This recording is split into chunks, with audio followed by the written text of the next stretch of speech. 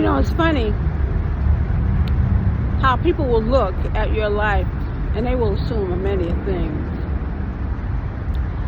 Some people will listen to you or watch you, and some people you've even grown up with who come to your channel say, wow, she's been through a lot. I think that we've all been through our own challenges, and let me tell you something. With those challenges, they are strengthening us, and you don't know what God has prepared for you. You don't know if He's preparing you for something much bigger as to why you had to go through so much. Now, when you're experiencing it, of course, you don't want to hear it. All you want to do is just get through it, okay? Can I see the finish line, please? But the journey is part of it. You see, you can't forget everything.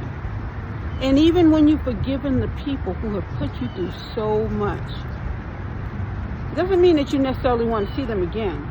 They can stay behind you.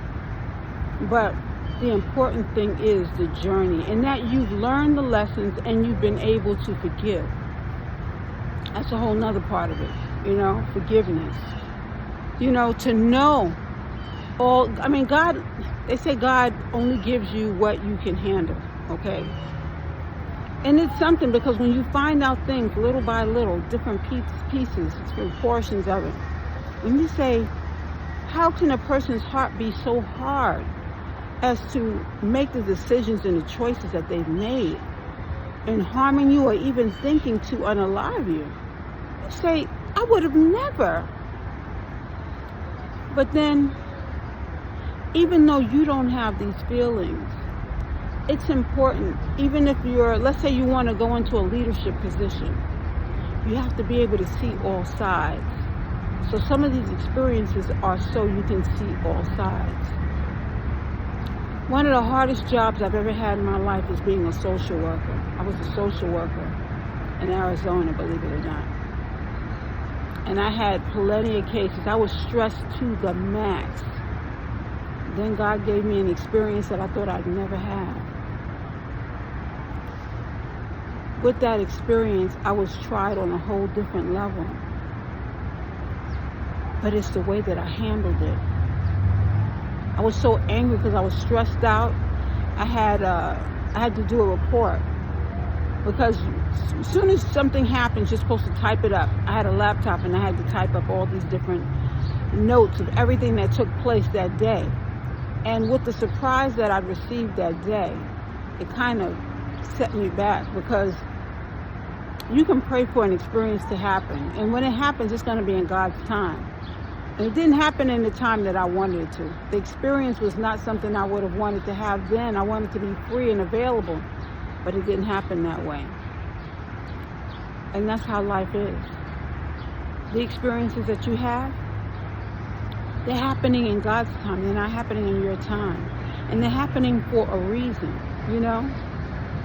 So since they're happening for a reason that you don't know, you have to feel blessed and honored to have the experience and be thankful for it either way. I had another experience. I met Patti LaBelle. I actually took her shoe off on stage. They had a concert at this man-made beach in Arizona. And I was there with one of my girlfriends. And, we were having a wonderful time. But I didn't know this guy was trying to get my attention at the same time. And because we were acting kind of silly, because first of all, I didn't know he was attracted to me. I just thought it was a casual conversation that he was having. Sometimes if you catch a person off guard, sometimes you have to just be straightforward. I'm interested or whatever. But he didn't do it that way. And either way, the experience went by or whatever, and I never had closure or whatever you want to call it. Sometimes when you pray for something, it's almost like you have to be specific, because God is doing what you ask of Him. But sometimes you're not necessarily prepared when it actually takes place. So it's important that we realize that everything is done in God's timing. And when you pray for something and it comes to you, when you're not prepared or you don't know how to react to it, the outcome is going to be the outcome. You know, some people prayed for a Savior. They prayed for Jesus to come. But when Jesus came, they were unprepared. Instead, they saw him as horrible, as a horrible person, and decided to mistreat him. How many people, how many angels come about in your life, come into your life, and you mistreat them because you don't know they're angels? Everyone has their own experience, but you don't want to keep missing the opportunities as they come.